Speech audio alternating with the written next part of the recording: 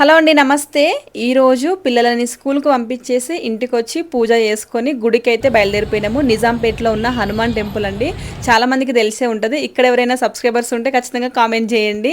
ఇంకా ఈ రోజు ఎందుకు వెళ్ళామంటే ఈరోజు ఏకాదశి కదా, 18th జూను మంగళవారం నాడు. నార్మల్గా మనము ఇయర్లో వచ్చే అన్ని ఏకాదశులకు చేసే పూజ ఒక ఎత్తు అయితే ఈరోజు ఒక్కరోజు చేసే పూజ అంత మనకి శ్రేష్టం వస్తుందంట.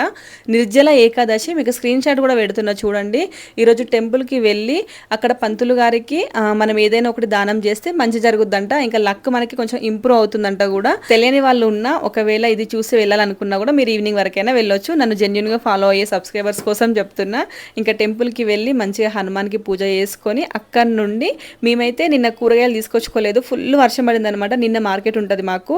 ఇంకా వస్తుంటేనే ఇంకా ఇంట్లో ఏం కూరగాయలు లేవు కదా అని చెప్పి విజేతకి వెళ్ళి విజేతల కూరగాయలు తీసుకొచ్చుకున్నా. మీరేం కర్రీ చేసిలే ఈరోజు ఖచ్చితంగా కామెంట్ చేయండి. ఇంకా ఇప్పుడు నేను ఇంటికి వెళ్ళి వంట కూడా చేయాలి.